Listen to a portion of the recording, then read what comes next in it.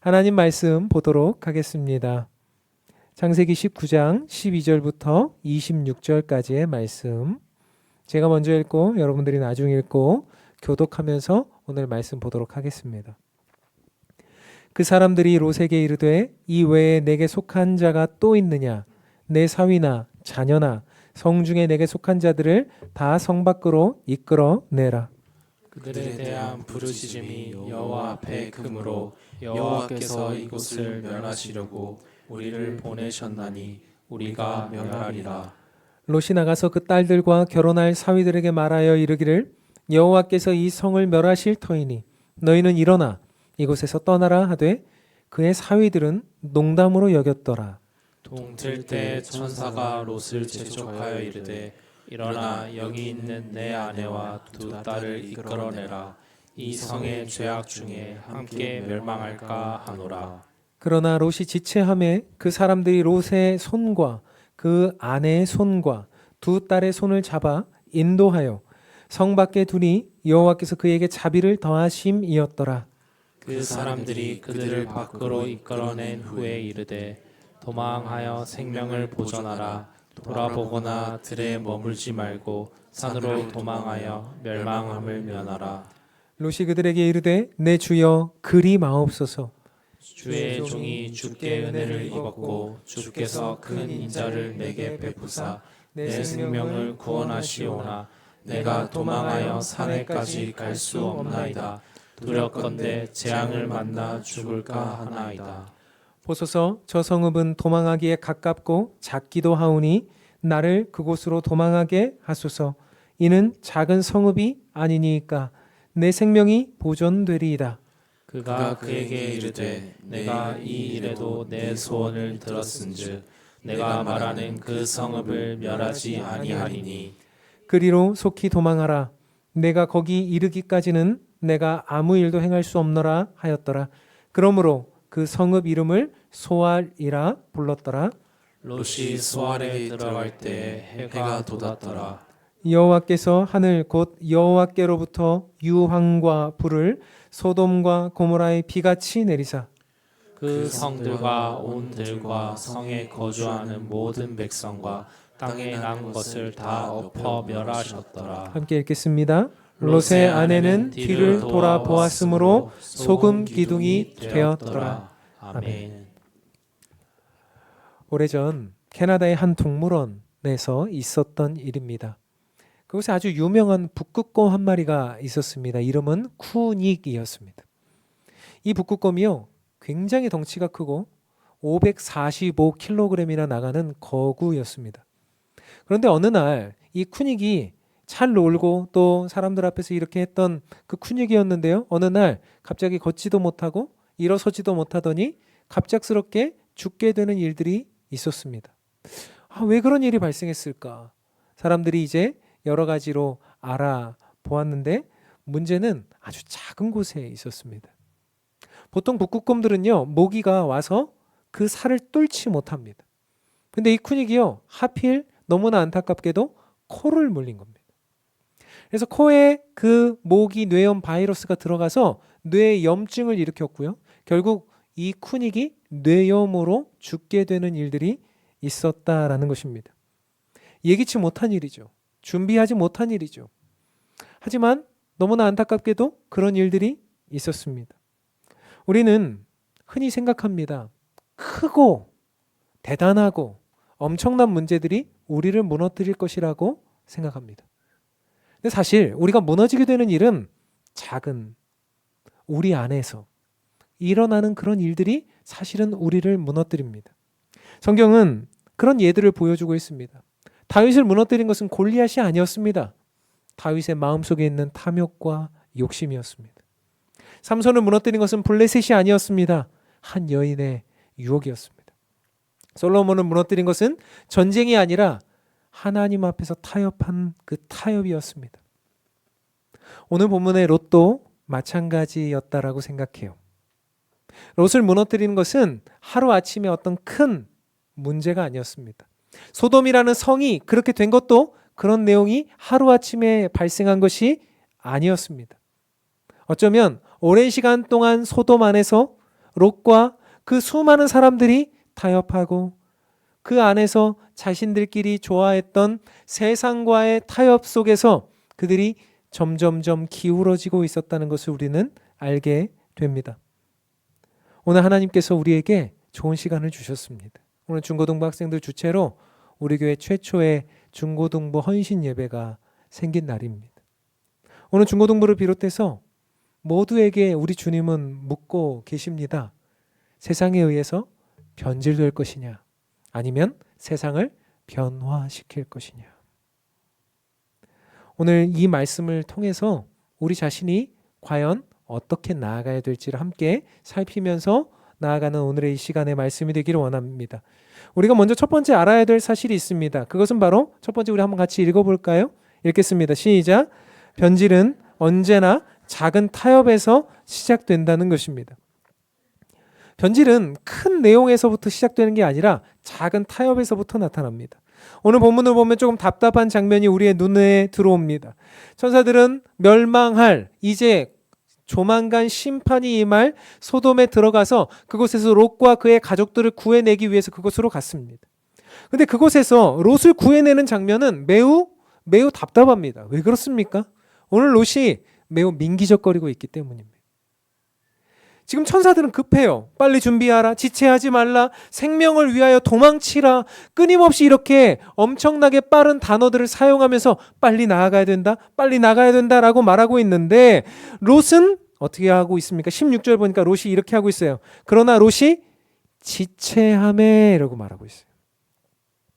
왜 지체하고 있습니까? 롯은 왜 지체했습니까? 이미 소돔이라는 곳의 생활에 적응했기 때문입니다.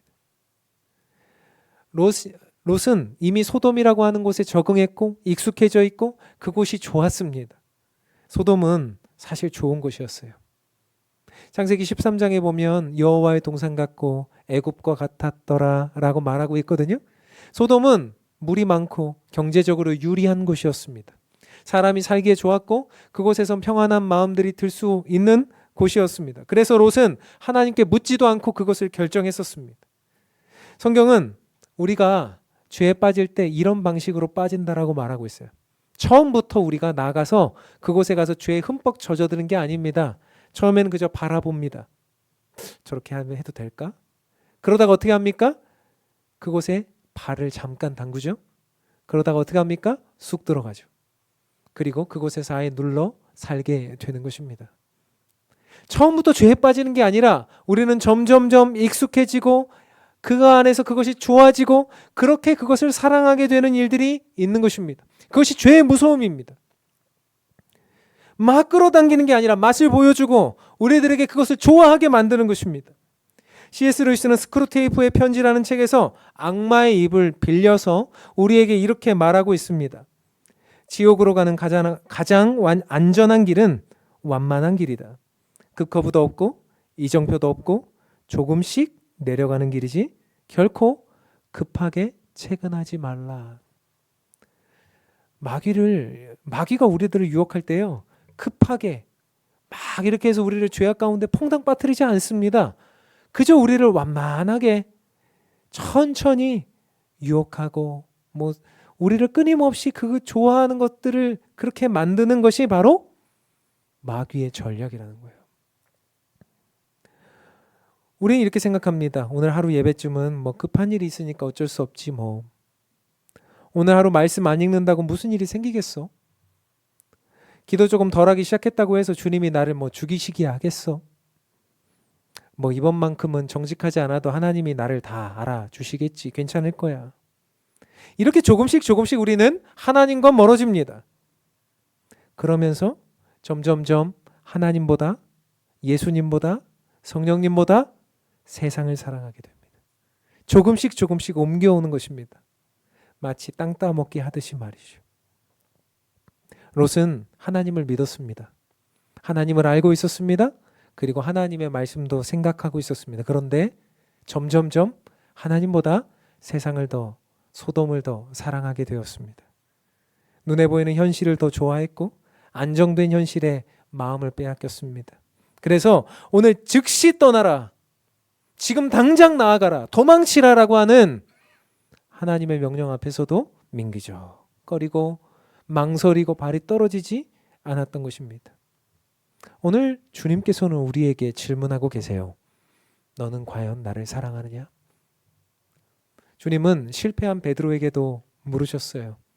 예수님을 부인하고 그렇게 자신의 삶의 자리에서 세상에 동화되어 가고 있던 베드로에게 부활하신 주님이 나타나셔서 물으셨어요. 요한의 아들 시몬아, 네가 나를 사랑하느냐?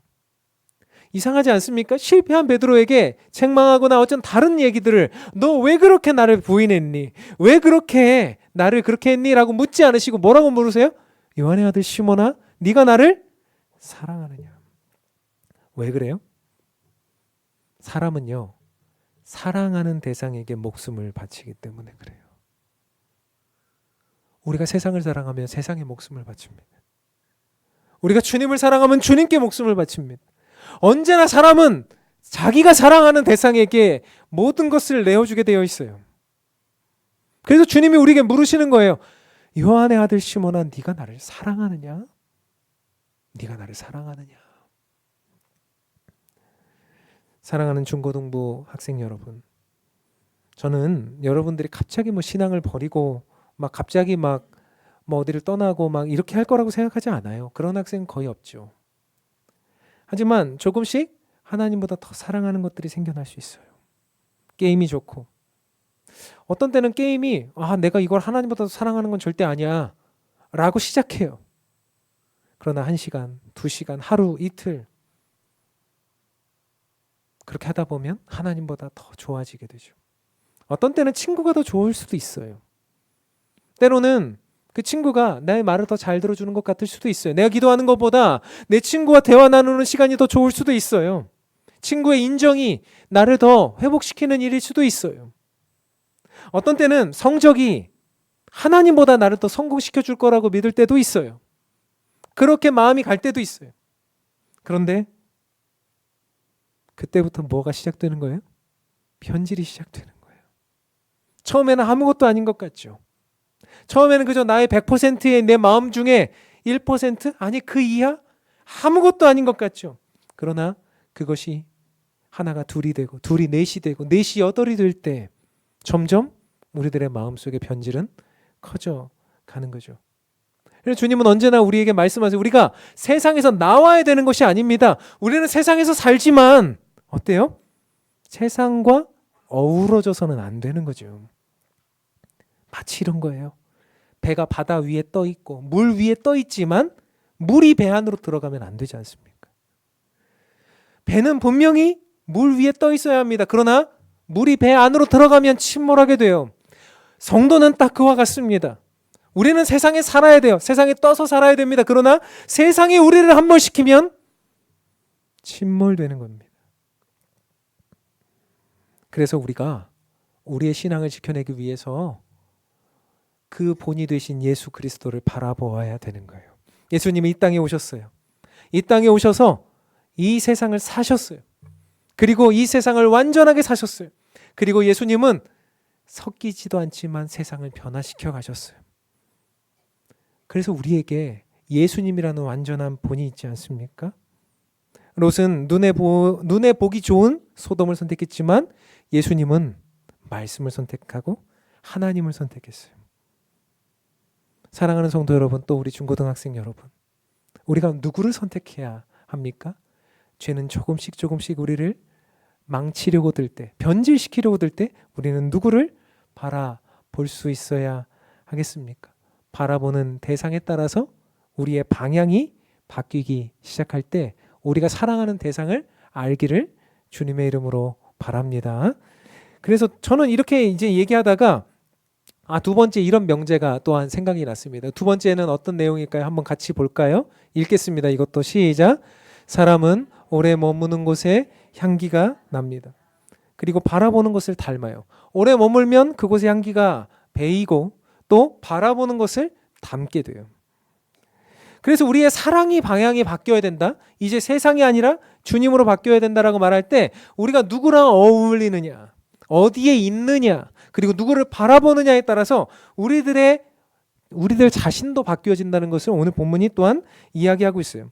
저도 제 방에 방향제를 하나 놓았는데요. 방향제를 하나 놓으면 처음에 이거 방향제를 놓으면 엄청 그 향이 강합니다. 그래서요, 그렇게 향이 강할 때는 집에 가면 아이들이 와, 좋은 향기 난다, 이렇게 이제 얘기를 해요. 어느 날 이제 이 밑에 집 1층에 가면은 고깃집이 있거든요.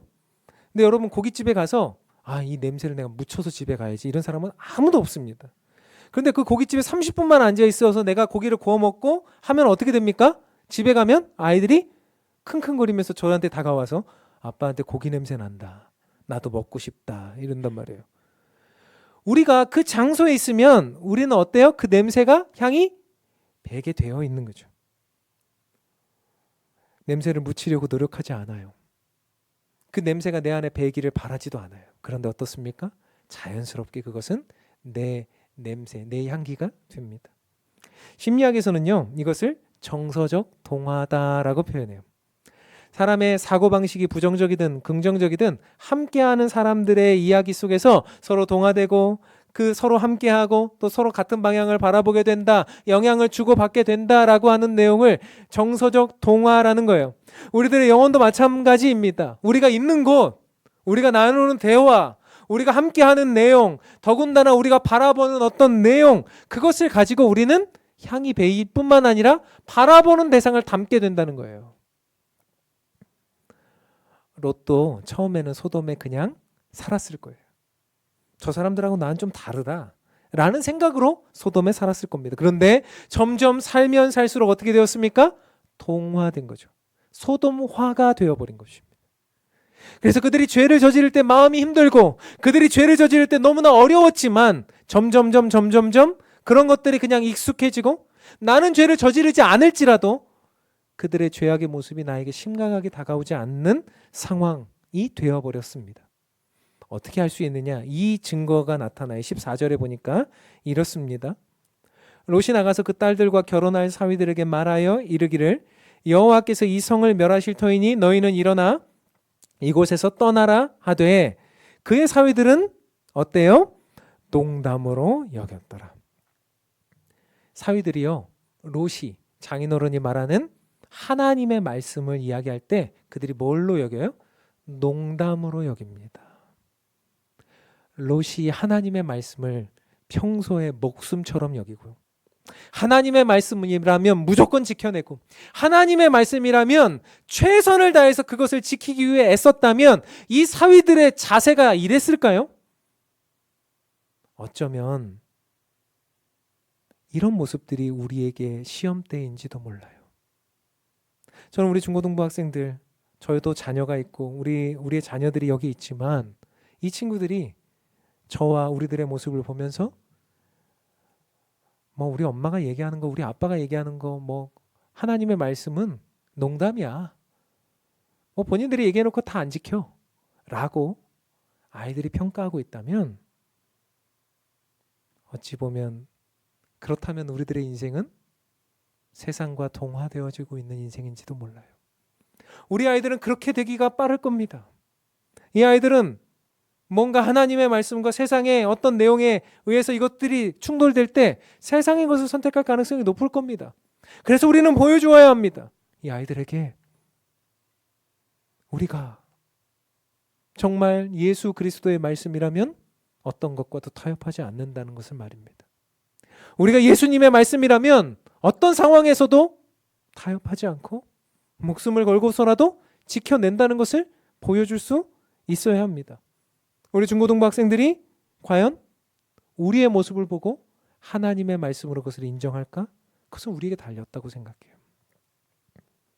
더 나아가 더욱 가슴 아픈 모습이 있습니다. 26절인데요.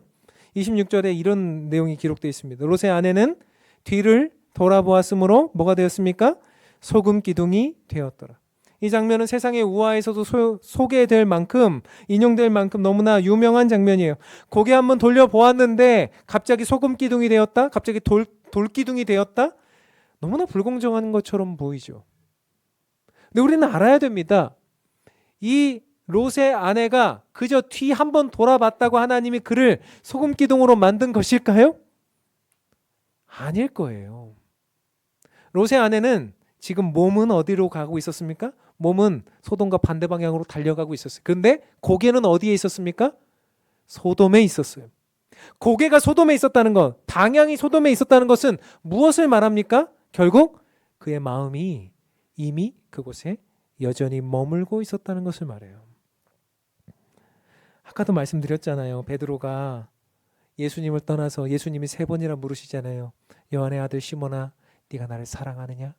예수님이 이걸 물으신 것은 네 마음이 어디에 있느냐는 문제예요. 너는 나를 배반했지. 너는 나를 배신했지. 너는 나에게 그렇게 했지. 그렇지만 너 나 지금 사랑하니? 우리의 마음이 어디 있느냐? 그래서 히브리서 12장 2절에 히브리서 기자는 우리에게 이렇게 말하고 권면하고 있습니다. 한번 같이 읽어보죠. 읽겠습니다. 믿음의 주요 온전케 하시는 예수를 바라보자. 아멘입니다. 누구를 바라보느냐가 너무나 중요해요. 우리가 인생을 살아가면서 누구를 바라보느냐, 세상을 바라보느냐, 서로를 바라보느냐, 아니면 정말 그 안에서 우리 주 예수 그리스도 그분만 바라보느냐. 사랑하는 중고등부 학생 여러분, 또 우리 어른 여러분, 여러분은 하루에 몇 시간을 휴대폰 보시면서 지내십니까?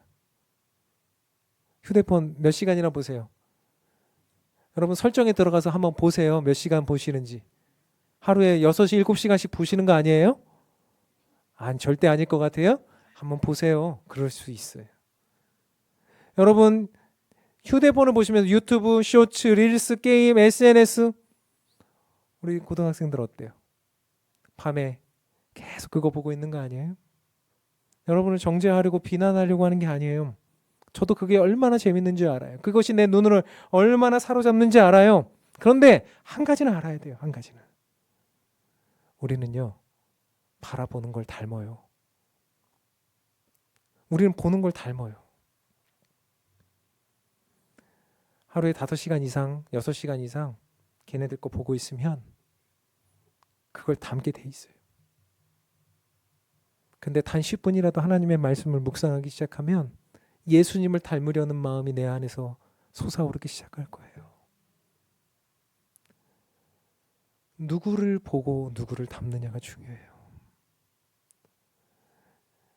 사랑하는 우리 중고등부 학생 여러분, 꼭 하루에 10분이라도 20분이라도 주님을 바라보십시오. 주님을 바라보기 위해서 말씀을 보고 기도를 하고 애를 쓰고 주님 생각하고 그것이 바라보는 행위예요.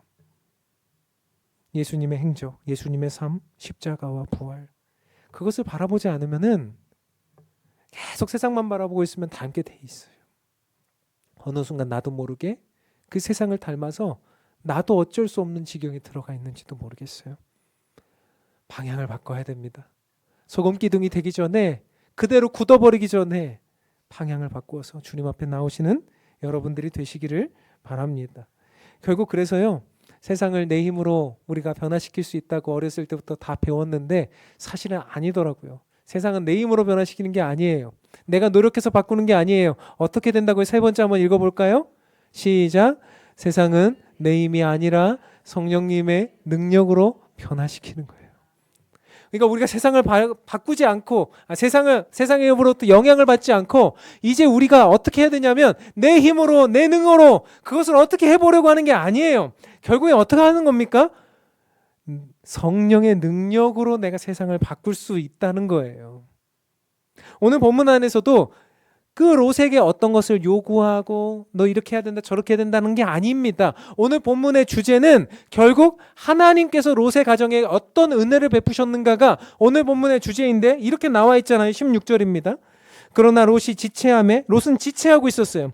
그 사람들이 롯의 손과 그 아내의 손과 두 딸의 손을 잡아 인도하여 성 밖에 두니 여호와께서 그에게 자비를 더하심이었더라 이렇게 말해요. 성경은 끊임없이 우리에게 얘기합니다. 니네들 노력으로 구원받는 게 아니야. 너네들 노력으로 애쓰는 게 아니야. 너네들 노력으로 세상 바꾸는 게 아니야. 여호와께서 우리에게 자비를 더하시는 거예요. 스펄전 목사님이 우리에게 이렇게 말을 했거든요. 내가 예수님을 붙들고 있는 게 아니라 예수님께서 나를 붙들고 계시기 때문에 난 넘어지지 않는다. 우리가 믿음이라는 것이, 교회 생활이라는 것이 내가 잘하고 내가 잘 지키고 내가 잘 해내고 내가 말씀 묵상하고 내가 기도하고 중요해요. 그렇지만 그게 먼저가 되면 힘들어지는 거예요. 주님이 날 붙들고 계신다. 하나님께서 나를 지금도 역사하고 계신다. 성령께서 내 마음에 함께하고 계신다. 그럴 때, 그렇게 시작할 때 뒤에 것은 자연스럽게 따라오는 거예요. 오늘 하나님께서 그들을 붙들어, 그 손을 붙들어 이끌어내시지 않습니까? 이건 설득이 아니에요. 마치 이런 거죠. 망해가고 있는 소돔에 가서 로사 가자. 얘들아 가자. 야, 이거 꼭 가야만 해. 이거는 이렇고 저렇고 하지만 하나님이 이렇게 저렇게 하실 거고. 이렇게 설득하지 않아요. 여러분, 우리 집에 불이 났으면 우리 애들이 말이 안 나오네. 방에서 자고 있으면 어떻게 하겠습니까? 가서 애들 설득하겠습니까? 야, 지금 일어나봐. 야, 일어나서 지금 내 말 좀 들어봐. 이렇게 하겠습니까? 그냥 들쳐업고 나와야 되는 거죠.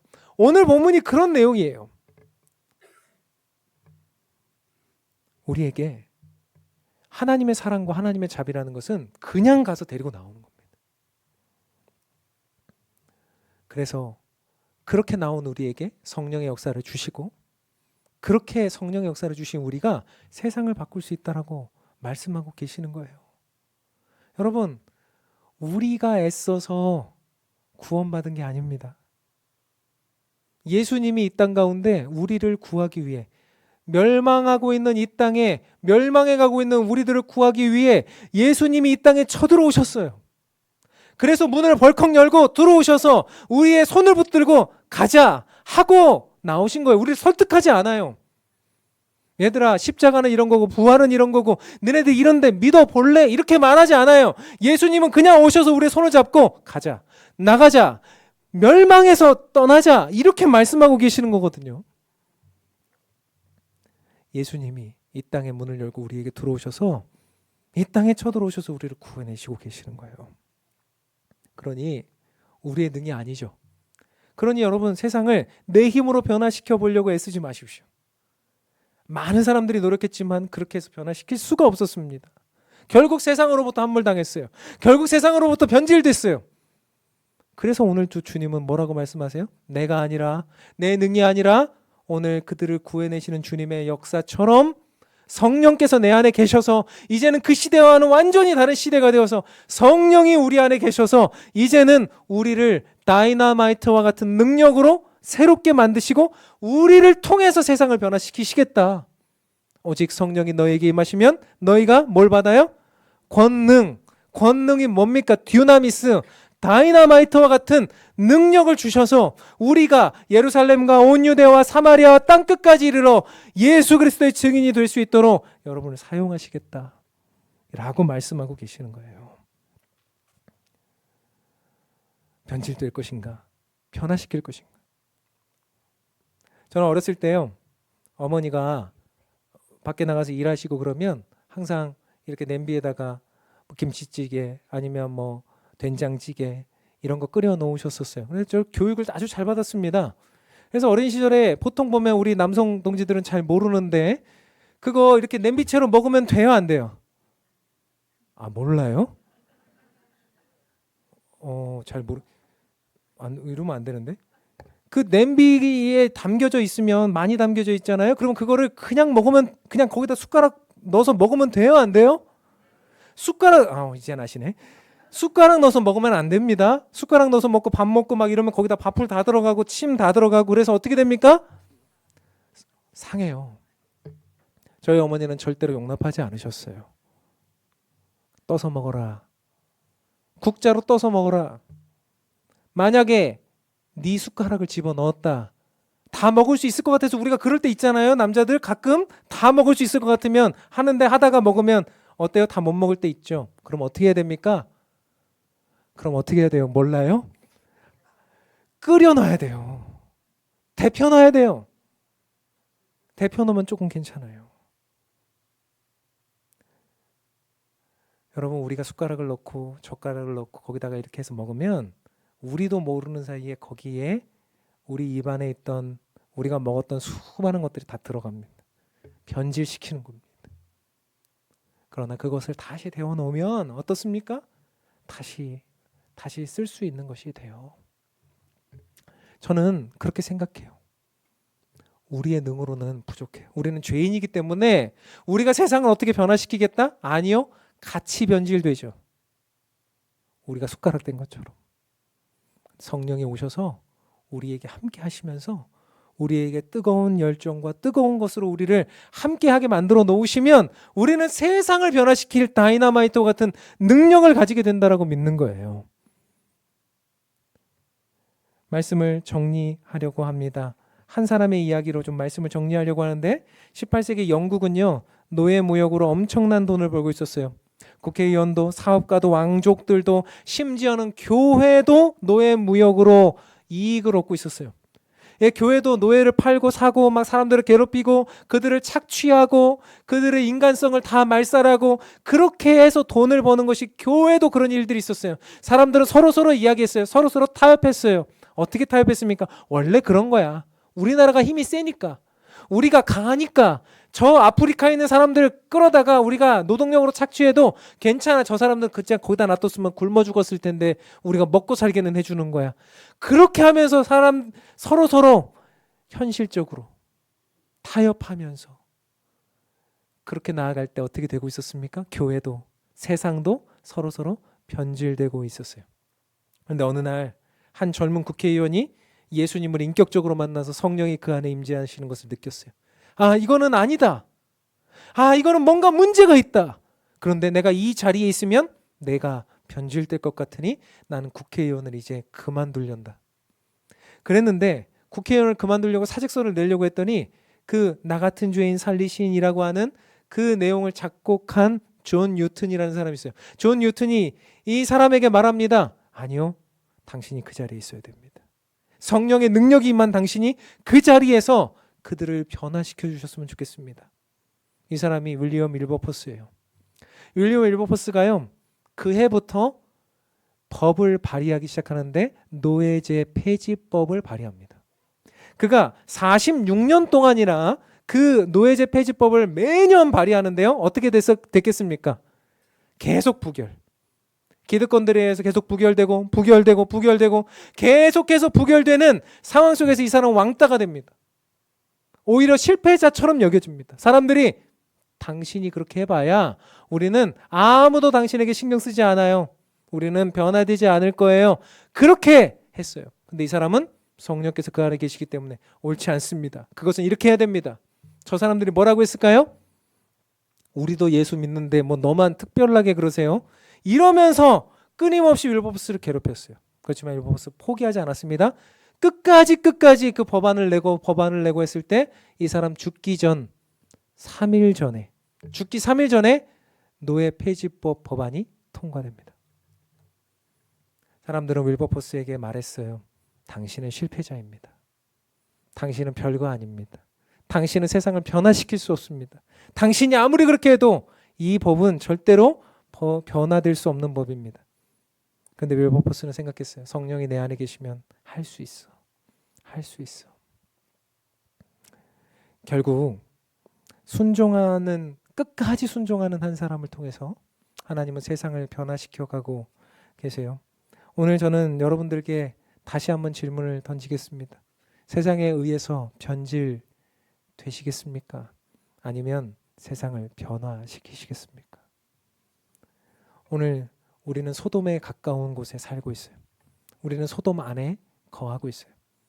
우리들의 가정과 우리들의 학교와 우리들의 직장과 우리들의 사업장과 또 우리들의 교회가 위치해 있는 수많은 곳들이 소돔과 같아요. 점점 기울어진 배가 된 것 같고 점점점 그렇게 어려워지고 있는 것 같은 시대 속에 살고 있어요. 정신 차리지 않으면, 생각하면서 나아가지 않으면 끊임없이 그저 바라보고 그저 함께하고 그저 머무르다 보면 우리는 변질되고 말 거예요. 어떻게 해야 됩니까? 성령이 우리 안에 거하시는 것을 믿으면서 순종하면서 달려나갈 때 우리는 세상을 변화시킬 수 있다라고 믿습니다. 우리 중고등부 학생 여러분들이 학교에서 가장 인기 있는 학생이 안 돼도 돼요. 이미 아닌가? 가장 큰 가장 눈을 크게 뜨네. 가장 큰 목소리를 내지 않는 사람이지 않아도 돼요. 그런데 제가 여러분들께 도전하고 싶은 건 가장 맑은 향기를 가진 사람이 되십시오.